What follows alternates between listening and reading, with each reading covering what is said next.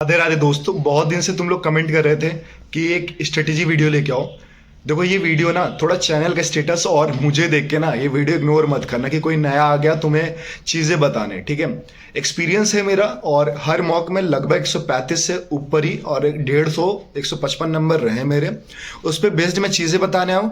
नहीं विश्वास तो एक बार वीडियो पूरी देख लेना, उसके बाद तुम खुद कमेंट करोगे या फिर अप्लाई करोगे चीज़ें। उसके बाद जब तुम्हारे नंबर आएंगे तो तुम खुद कमेंट करोगे, ठीक है। तो ज़्यादा चीज़ें मैं नहीं बताने आया हूँ। स्ट्रेटेजी वीडियो या फिर ये चीज़ जो है पूरी ध्यान से देखना, फिर तुम खुद बोलोगे कि हाँ भाई थैंक यू सो मच। तो देखो यार, अगर आज की वीडियो की हम बात करें ना, तो आज की वीडियो में कोई भी फर्जी की बातें नहीं होने वाली। वैसे भी हम लोग वीडियो में कभी कोई फर्जी बातें नहीं करते, सीधा स्ट्रेट पॉइंट स्ट्रेटेजी की बात करो। और ये कोई देखो स्ट्रेटेजी नहीं है। अब तुम्हारे पास समय कम बचा है और स्ट्रेटेजी नाम की कोई चीज़ तुम्हारे लिए काम भी नहीं करेगी।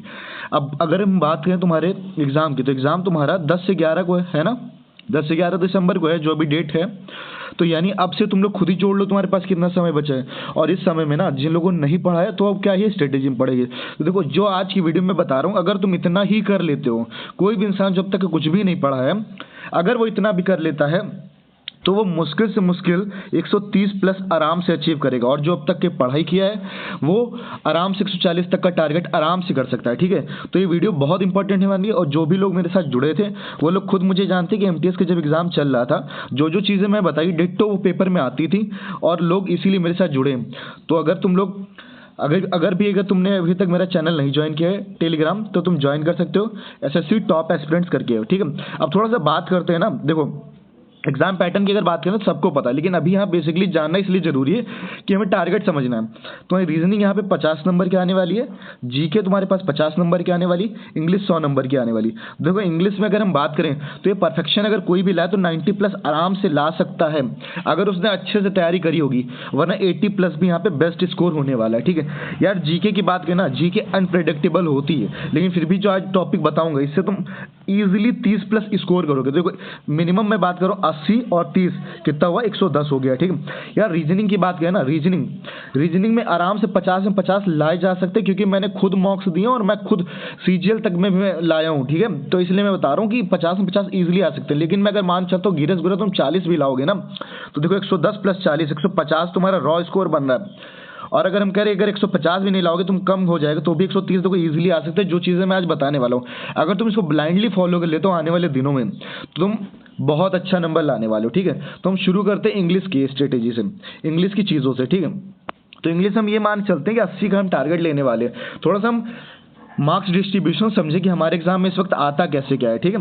तो यार देखो, 3 चीज़ें होती हैं इंग्लिश में, ठीक है। एक वोकैब सेक्शन होता है, एक ग्रामर सेक्शन होता है, एक आरसी सेक्शन यानी रीडिंग कॉम्प्रिहेंशन सेक्शन होता है। देखो यार, स्ट्रेटेजी ये जो चीज़ें मैंने ना बहुत ध्यान से तुम्हारे एग्जाम पैटर्न एनालाइज करके, बहुत सारे प्रीवियस ईयर पेपर देखने के बाद चीज़ें मैं लेके आया हूँ, ऐसे छांट के बहुत लाया हूँ, ठीक है। ऐसे वैसे उठा के नहीं आया। तो थोड़ा राइटिंग पे मत जाना, क्योंकि मैंने बहुत जल्दी में बनाई है, क्योंकि मेरे पास आज समय नहीं था।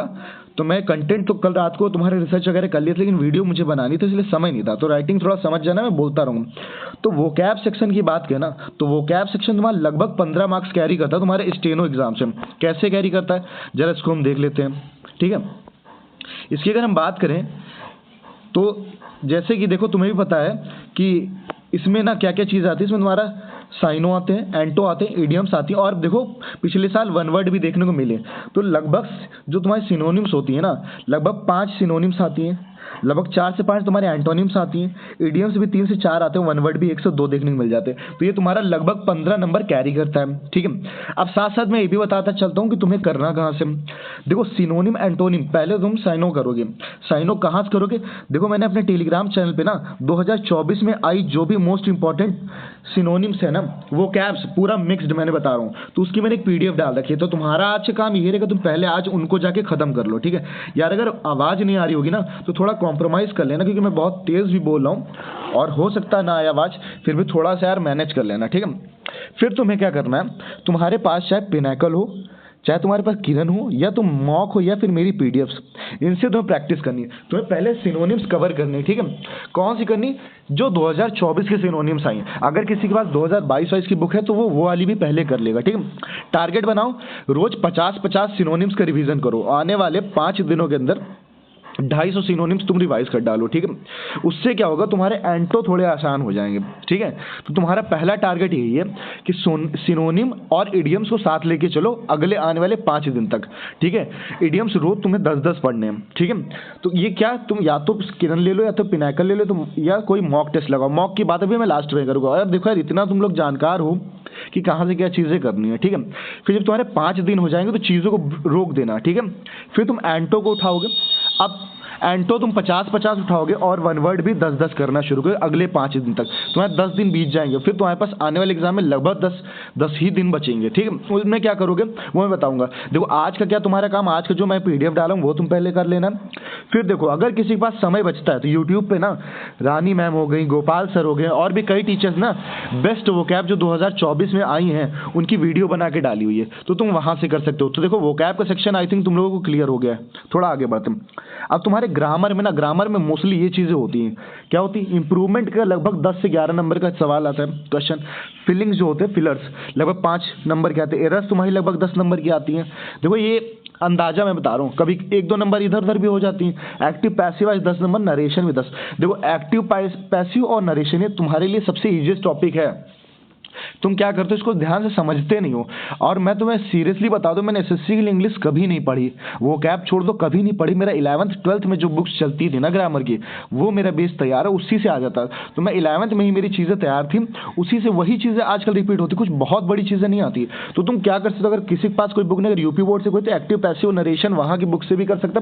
ये बेसिक कोई भी टीचर को उठा लो, इसमें कोई तुम्हें स्पेशल टीचर नहीं चाहिए। एक्टिव पैसिव के एक दिन में रूल रिवीजन करो, नरेशन के रूल रिवीजन करो, और क्या करो, किरण के लास्ट के 100 सवाल लगा डालो, एक्टिव पैसिव के 100 नरेशन की। ये काम तुम आज में खत्म कर डालो। देखो आज का दिन पूरा इंग्लिश को दे दो, जो चीज़ें मैं बता रहा हूँ। फिर रेगुलर क्या करना वो अभी मैं मॉक के थ्रू बताऊंगा, ठीक है। तो तुम्हें ये ग्रामर का पोर्शन क्लियर हो गया। फिर देखो यार, RC की बात कर लेते हैं। रीडिंग कॉम्प्रिहेंशन, इसमें ना तुम्हारा क्लोज टेस्ट आया था 20 नंबर का, PQRS जिसे पैरा जंबस भी बोलते हैं, और पैसेज 15 नंबर का। तो PQRS के लिए मैं क्या बताऊँ, PQRS तुम कहीं यूट्यूब पे भी ट्रिक्स देख सकते हो, या फिर जो ट्रिक्स मुझे आती है ना, ये 5 से 6 मिनट की मैं वीडियो बना दूंगा। अगर तुम लोग कहोगे वो ट्रिक्स मैं बता दूंगा, उनसे तुम भूलने वाले नहीं हो, ठीक है। आराम से PQRS कर लो, क्योंकि PQRS में हमें देखना होता है 2 ज्वाइनिंग वर्ड्स देख लेते हैं, उनसे पता कर लेते हैं। हम टाइटल देख के थोड़ा समझ जाते हैं, मेन हेडलाइन देख के नाउन से समझते हैं कभी कभी। तो PQRS में ट्रिक्स होती है, इन पे ये काम करता है, ठीक है। पैसेज के लिए तुम्हें क्या करना है, किरण पिनाकल किसी की जो लास्ट ईयर वाइज चलना है, 2024 से पीछे चलना है।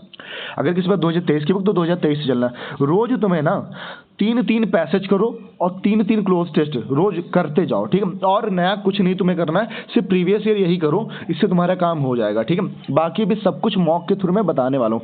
देखो बहुत कुछ मैं तुम्हें इस वीडियो में नहीं बताऊंगा, बहुत शॉर्ट में चीज़ें बताऊंगा, लेकिन अगर इतना ही काम कर लेते हो ना, तुम आराम से स्टेनो निकाल दोगे। देखो बाकी तुम्हारा स्टेनो निकलाने की जिम्मेदारी मेरी, मतलब गाइड करने की, और अगर इस राह पे चलते हो तो वहाँ निकल जाएगा, और बाकी स्किल टेस्ट तुम्हारी जिम्मेदारी भाई। देखो सोर्सेज मैंने तुम्हें बता दिए, या तो किरण, या तो पिनाकल, या मॉक, या PDFs। अब बात करते हैं एरर की, बात कर लेते। तो देखो जो इंप्रूवमेंट वाला पार्ट है ना, अभी इंप्रूवमेंट का ना एक रानी मैम ने 11 घंटे की वीडियो डाली इंप्रूवमेंट की, इंप्रूवमेंट और एरर की, जिसमें उन्होंने पूरे, अभी 3 महीना पुरानी वीडियो है, उसमें उन्होंने पूरे जो तक के इंप्रूवमेंट आए स्टेनो में वो 11 घंटे में कवर करा। अगर किसी के पास समय तो रोज आधा 1 घंटे करके वो देख सकता है, या उन्होंने लेटेस्ट 1 घंटे की वीडियो डाली वो भी कर सकता है। या फिर एक काम करो तुम लोग, 120 रूल्स किसी के भी, जो 120 रूल की PDF होती है, या 120 रूल यूट्यूब पे डालोगे, किसी भी टीचर का 120 रूल कर लो, उससे तुम्हारा एरर और इंप्रूवमेंट वाला काम आराम से हो जाएगा। आई थिंक मैंने सब कुछ बता दिया यार। फिलिंग के लिए ना, फिलिंग के लिए तुम्हारा वोकैब, ग्रामर, ये तीनों चीज़ें काम करती है। तो यहाँ तक तुम शायद समझ गए होगे। क्लोज टेस्ट की बात करें, क्लोज टेस्ट में भी वही तुम्हारी यही चीज जो फीलिंग आती है ना, वहाँ पे तुम्हारी तीनों का काम है, वो कैब, ग्रामर और RC का। तो यहाँ तक आई थिंक इंग्लिश की स्ट्रेटेजी तुम्हें समझ में आ गई होगी यार। इसमें और कुछ बताने वाला है भी नहीं। तो जो भी यार ये तुम लोग यूट्यूब पे वीडियो देखते हो ना लंबी लंबी, कि उसमें बहुत कुछ बताया, इतना कुछ होता नहीं भाई। देखो तुम ध्यान से समझो ना, चीज़ें बहुत कम है और तुम उसको रायते से फैला के रखो, तुम पढ़ नहीं रहे हो, ठीक है। अब थोड़ा सा हम कट ऑफ पे भी देख लेते हैं। इंग्लिश स्ट्रेटेजी बता दी यार। ग्रुप C की और ग्रुप D की, ग्रुप C सबकी मनचाही पोस्ट होती है। पिछले साल ये सारी मैं UR की बता रहा हूँ। 2023 की बात करें ना, तो ग्रुप C की 147 गई थी, 2022 में 130 गई थी, 20 में 146 गई थी, और 19 में 153 गई थी। थोड़ा वैकेंसी पे भी डिपेंड करता। ग्रुप D की देखो ना, 131 गई थी 2022 में, 23 में, और 108 गई थी 2022 में, 131 गई थी 2020 में और 19 में 134। तो थोड़ा सा तुम्हें आइडिया लग रहा होगा। देखो आई थिंक इस बार जो ग्रुप सी की ना लगभग 2000 के आसपास vacancy, if I am not wrong. थोड़ा तुम लोग कमेंट में बताना और जरा अपने मॉक के स्कोर भी आज शेयर करना, ठीक, कमेंट्स में अभी शेयर कर दो, ठीक है। तो देखो यार, इनसे जो एक मुझे अंदाजा लग रहा है ना इस बार को वैकेंसी को लेकर और चीज़ों को लेकर जो अब तक एग्जाम पूछे जा रहे हैं ना, क्वेश्चंस आए, तो तुम यार तुम्हारे जो सेफ स्कोर होना चाहिए ना, देखो इससे कम भी जा सकते। ग्रुप सी के लिए ना 145 को टारगेट करके चलो। यूआर के लिए बता रहा हूँ, ओबीसी वाले इससे 2 नंबर कम करें क्योंकि बहुत ज़्यादा ओबीसी के लिए फर्क नहीं रहेगा। OBC is equal to UR आपके टाइम में, ठीक। बस ये ओबीसी और यूआर में 1 लेटर ज़्यादा है, यूआर में 2 हो गए, ओबीसी में 3। कहने को ये बेवकूफ़े वाली बात होगी, लेकिन भाई देखो कट ऑफ लगभग सेम जाने लगी है, ठीक है। और एससी एसटी इसमें से 10-5 नंबर और कम कर लेंगे, ठीक है। बाकी ग्रुप डी के लिए 125 प्लस का टारगेट चलो। अब कुछ लोग, कुछ इंटेलिजेंट लोग ये भी कहेंगे कि तुम ये कैसे इतनी ज़्यादा बता रहे हो। तो देखो भाई, मैं एक सेफ जोन बता रहा हूँ। अगर इतना इतना लाते हो तो तुम सिलेक्शन से कोई तुम्हें रोक नहीं सकता। चलो भैया थोड़ा सा जीके के ऊपर बात करते हैं। The favourite topic and the hardest you feel, इसकी बात करते हैं ना। अब देखो ये काम ना करना कि अभी इसको स्क्रीनशॉट लेके वीडियो को बंद कर देना। ये जो चीज़ें मैंने लिखी इनके अंदर डेप्थ में भी चीज़ें बताने जा रहा हूँ। जितनी चीज़ें मैंने लिखी सिर्फ इतना ही तुम्हें भी करना है। बाकी अगर तुम कहीं से पढ़ रहे हो या किसी और पे ट्रस्ट करते हो तो वो कर लो। अगर मुझ पे ट्रस्ट कर रहे हो तो इतना करके जाओगे, तुम मॉक लगा के देखना शुरू कर देना। अगर जिसको इतनी चीज़ें आती है एक बार मॉक लगाना। अगर तुम्हारे जीके में 35 प्लस ना है तो बताना, ठीक है। और देखो यार 20 भी आ सकते, 25 भी आ सकते, लेकिन ये बेस्ट है 35 प्लस आ सकते। अगर तुम इतना तैयार कर लो और इसके बाद थोड़ा बहुत तो तुम सेंस यूज ही करोगे, है ना। करंट अफेयर को मैंने इसमें इंक्लूड नहीं किया क्योंकि करंट अफेयर देखो प्रेडिक्टेबल नहीं है। कभी किसी मंथ का पूछ लेता है, कभी किसी मंथ का पूछ लेता है, ठीक है। तो उसमें हम बात ही नहीं करेंगे अभी इस वक्त। तो हम हिस्ट्री में बात करें तो सबसे पहले तुम्हें इंडस वैली सिविलाइजेशन करना है। कौन सी साइट कहाँ पे थी, किसकी साइट की खुदाई कब हुई, किसने कौन सी साइट को खोजा, ठीक है। कौन सी वहाँ पे बॉडी मिली, है ना। कौन कौन से वो मिलते नहीं थे साइट्स पे चीज़ें मिली थी। और ग्रेट ग्रैंडी वगैरह देख लेना। अभी इधर एमटीएस में बहुत क्वेश्चन आईवीसी से आए हैं, ठीक है। वैदिक एज बहुत इंपॉर्टेंट, इसको जरा देख के जाना। जरा ये देख लेना किसको कितने वेद होते, कितने वेद में कितनी वो हिम्स होती है, ये सब देखना। फिर तुम्हारा मौर्य डायनेस्टी में चंद्रगुप्त मौर्य से रिलेटेड चीज़ें करके आनी तुम्हें। इनके टाइम पे कौन ट्रैवलर आए थे, इन्होंने क्या चीज़ें करी थी। फिर अशोका पूरा तुम्हें करके आना। अशोका ने कौन कौन से युद्ध लड़े थे। और अशोका से रिलेटेड बुक्स भी पढ़ लेना। इन्होंने जब कलिंग का वार हुआ तो उसके बाद कौन से धर्म को अपनाया, फिर वो कहाँ पे गया। स्तूप की बात करें, स्तूप मैं बार बार बोलता हूँ, स्तूप बहुत इंपॉर्टेंट। कौन से स्तूप कहाँ पे, कौन से छोटा स्तूप, कौन सा बड़ा स्तूप, स्तूप का बनावट जरा देख लेना। मुगल एम्पायर बहुत इंपॉर्टेंट। मुगल एम्पायर में किसकी कब्र कहाँ पे, किसकी दरगाह कहाँ पे, मुगल एम्पायर में कौन से शासक ने कौन से युद्ध लड़ा, कहाँ पे कौन चीज़ें बनवाई उसने, किसकी कब्र पे कौन पहली बार आती, ये चीज़ें तुम्हें करनी। मेरी बातों को बहुत ध्यान सुनना। दिल्ली सल्तनत तुम्हें पूरा करके जाना। दिल्ली सल्तनत मोस्टली तुम फोकस करोगे किस पे, उसके डिपार्टमेंट्स पे ज़्यादा फोकस करोगे। उस टाइम पे जो भी कर्ज वगैरह लगाए गए थे ना, कर वगैरह, ठीक है, टैक्स, वो देखिए। गवर्नर जनरल्स पे तुम्हारा फोकस ज़्यादा होना चाहिए। जैसे तुम्हारे रिपन ने क्या किया, लॉर्ड विलियम बेंटिंग ने सती प्रथा को एबॉलिश किया, है ना। तुम्हारा डलहौजी ने कौन सी नीति लाई, है ना। तुम्हारा वो डाउनवर्ड फिल्ट्रेशन थ्योरी कौन लाया, वो डिस्पैच कौन लाया, इंग्लिश शिक्षा के बारे में किसने बात करी, किसके टाइम पे कौन रूल ये था, फर्स्ट गवर्नर जनरल का। ये बहुत इंपॉर्टेंट टॉपिक है। इनके हायरार्की पूछ लेते हैं, टाइमलाइन देखी पूछ लेता है कौन से टाइम पे कौन था। गांधी एरा बहुत इंपॉर्टेंट, ये तुम्हें करके जाना। गांधी जी के टाइम पे मतलब ये चीज़ें तुम्हें पढ़ के जानी है कि गांधी जी को किस आंदोलन में किसने गांधी जी को कहाँ पे इनवाइट किया, ये सारी चीज़ें। इंडियन नेशनल कांग्रेस के सेशंस तुम्हें देख के जाने, किस सेशन में कौन पार्टिसिपेट किया था। राउंड टेबल कॉन्फ्रेंस देखनी है, ठीक है। बुद्धिस्ट काउंसिल देखनी है जो 4 हुई थी। और इसी के साथ साथ तुम क्या देखोगे, कुषाण और कनिष्क, इन दोनों लोगों के, इन दोनों डायनेस्टी और इनके रूलर, ये जो नाम दोनों बोले, इनके बारे में जरूर देख के जाओगे। फिर बात करें साउथ डायनेस्टी, जैसे तुम्हारे चोला, चेराव, पांड्या, ठीक है। इनके कौन से मोस्ट इंपॉर्टेंट रूलर थे, किसने कौन सा टाइटल लिया, ठीक है। किसका युद्ध किससे हुआ था, जो तुम्हारा ट्राईपार्टाइट स्ट्रगल हुआ था ना कन्नौज को हथियाने के लिए, वो तुम्हें देख के जाना। महाजनपद देख लेनी, मोस्टली इसमें चीज़ें फोकस करनी, किसकी कौन सी राजधानी है और प्रेजेंट टाइम पे कहाँ पे। विजयनगर बहुत इंपॉर्टेंट, इसको देख के इनके टाइम पे कौन कौन ट्रैवलर थे, लास्ट रूलर कौन था और कृष्णदेवराय, मतलब जो मोस्ट पावरफुल रूलर थे, ये देखना। इतना तुम्हें पहले काम करना, फिर मुझे अपडेट करना। देखो इन सारी चीज़ों की मैंने PDF ना अपने टेलीग्राम पर डाल रखी। मोस्ट इंपॉर्टेंट जो बेस्ट कंटेंट यूट्यूब पर अवेलेबल है ना, और जो बेस्ट कंटेंट SSC की फील्ड में अवेलेबल, वो सब मैंने टेलीग्राम पर डाल रखा। आना, वहाँ पे सब कुछ मिल जाएगा। और कुछ भी नहीं समझ तो टेलीग्राम पे मैसेज करना, SSC टॉप एस्पिरेंट्स करके टेलीग्राम चैनल है। पॉलिटी में सबसे पहले तुम्हें प्रियम्बल करना है, फिर तुम्हें fundamental duty, fundamental right, DPSP, president की चीज़ें देखना है कि इनकी नियुक्ति कौन, अगर प्रेसिडेंट अपना इस्तीफा देगा तो किसको देगा, है ना।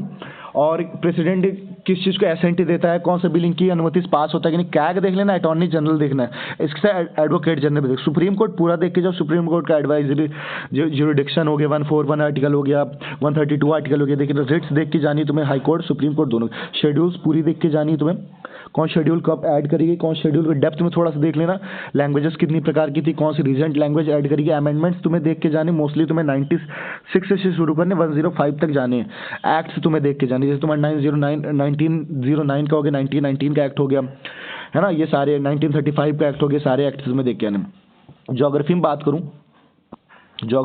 करूं तो सबसे पहले तुम्हें अर्थ क्रस्ट पूरी करके आनी, एस्थेनोस्फीयर क्या होता है, कौन सी में कौन सा मिनरल पाया था, किसकी थिकनेस कितनी, सोलर सिस्टम पूरा करना, रॉक्स करनी, मोस्टली तुम्हारा फोकस इग्नियस रॉक्स पे करना, earthquake, seismic waves, tectonic plates, ये तुम्हारा अर्थक्वेक में आता है, ये देख के आना, विंड्स तुम्हें देख के आनी, है ना, जैसे लू हो गई और तुम्हारी उधर चलती है कॉन्टिनेंटल विंड्स हो गई, ये देखना, रेनफॉल, मानसून, सावर, जैसे तुम्हारा बारदौली चीरा हो गया, कॉफी ब्लॉसम हो गया, ये जो तुम्हारे होते नहीं है नॉर्थ ईस्टर, ये तुम्हारे जो सावर्स होते हैं ना, इनको जरा देख के जाना है, बहुत इंपॉर्टेंट है। फिर तुम्हें डैम्स और रिवर टिबेटरीज, इनको देख के आना, हिल्स देख के आनी, नीलगिरी की कहा, वेस्टर्न घाट में सबसे ऊंची हिल कौन सी है, माउंटेन रेंज कौन सी है, ये सब देख के आना। बायोस्फीयर्स बहुत इंपॉर्टेंट है, माइंस देखने से कोल माइन हो गया, कॉपर माइन हो गया, आयरन माइन हो गया, चेतिया बिहार, ये सब चीज़ देख के नहीं, सब कुछ मैं टेलीग्राम पे डाल रखा, आ जाओ वहीं देख लो। क्लाइमेट देखना है तुम्हें, ठीक, कोईपन क्लासिफिकेशन देख लेना और रिवर्स बताई दी, इतना ही तुम्हें करना है अभी के लिए। फिर इकोनॉमिक्स में आके नेशनल इनकम करना, जीडीपी, जीएनपी, एनएनपी, एनडीपी करना, बैंकिंग पूरा करके आना, जिसमें माइक्रो फाइनेंस को मोस्ट इंपॉर्टेंस तुम्हें देनी है। फिर मॉनेटरी पॉलिसी तुम्हारा M0, M1, M2, M3 ये चीजें थी ना, उनको करके आना।